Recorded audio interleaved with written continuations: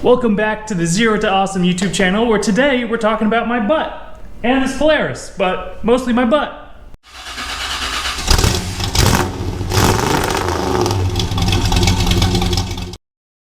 We recently took our very cheap surplus equipment auction Polaris side-by-sides off-road, and I cannot say I am so impressed and so happy. My little Polaris here was killing it. It was going up stuff that rigs so much more expensive, so much maybe tougher, better built, more off-roady looking, couldn't even handle. This thing dominated all, but it's not without a couple of flaws. My sway bar, which was broken once, well, it broke again. That's gonna be an easy fix. Sway bar is just coming off. It's actually gonna get in the way if I'm trying to go off-roading. Some of the already crunched up plastic got a little more crunched up, but I've got an idea for that. It involves maybe some steel rock rails. This CV boot is torn, and I think one of the axles back here is bad. So both these axles are probably gonna get replaced. I don't have a tailgate, which isn't the biggest deal in the world, but it would help to keep stuff from flying out the back of the Polaris. And my roof, I invented the most awesome roof ever, which I need to make that permanent and less reliant on zip ties. All in all, my Polaris handled really, really well. And I think part of that is because it's just so lightweight. There's really nothing to it. So if you're trying to go up the side of a rocky hill, mountain, cliff, whatever you want to call it, it's got a short wheelbase, it's super lightweight, four-wheel drive, it just kills it. Except for one thing, this seat. The seat is no longer held down to the Polaris. It has these little tabs right here that keep it from flying up, but nothing keeps it from sliding forward, which that was actually a really big problem. Anytime we were going downhill, I was just sliding right off of the Polaris. A couple times I even had to let go of the steering wheel to push my seat back on so I didn't fall off, and I hit things. But we were off-roading, so it looked like I was hitting things on purpose. I thought about ordering a replacement seat, which is a couple $100. I thought about getting some junkyard bucket seats, maybe some extra Mazda Miata seats, which I put those on my lawnmower once and it was awesome. I was afraid junkyard seats would make me sit way too high, it'd look kind of goofy and I wouldn't be able to reach the pedals. And then in all my research, I actually found a repair kit, which actually helped me understand what went wrong with my seat in the first place. We can see here someone, maybe the company that owned it before me, tried to fix it with Velcro. We don't need that anymore. How the seat works is you have your little tabs that go on the back that keep the seat from popping up like this. And then you have these little pegs that go in these holes. And I can see here, like this one has broken off in there. So these pegs keep it from sliding forward. And this one, well, it's broken off right there. That one, it's just gone.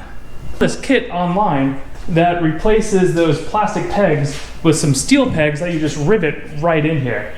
The kit's $30, not bad. They wanted like another 20 or $30 for shipping. So for 50, 60 bucks, I think I can do it myself and maybe better? Maybe not better, but at least cheaper. First thing, we're gonna get that peg out of there and kind of see what shape it is. And then we're gonna figure out how we're going to make this work.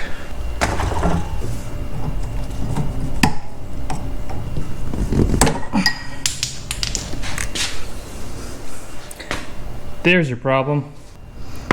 It actually even looks like it's kind of melted off. Huh. So I need two of these. I need one here, I need one there. I could print one up on the little 3D printer, but it'll just snap again. So I think we're gonna make some new ones out of steel. What a coincidence, we have steel. Not only do we have steel, but this steel fits perfectly in that hole.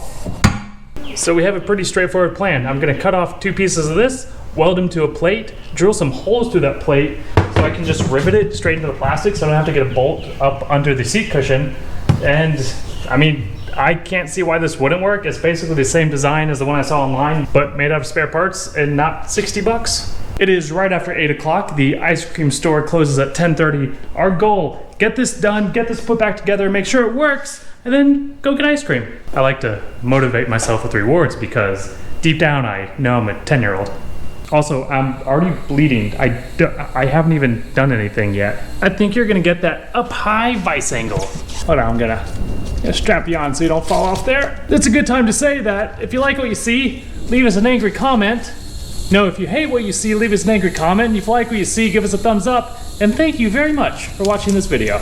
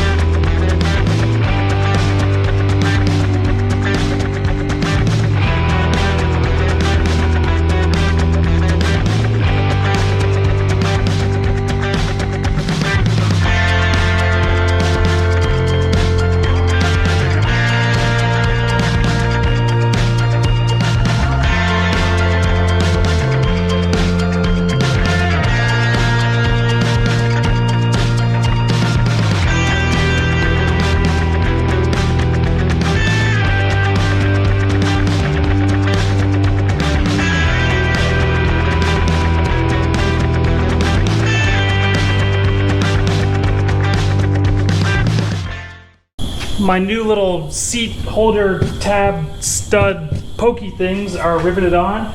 I used a marker and a straight edge just to make a little cross where the center of the peg is supposed to be. So hopefully it fits. Let's find out.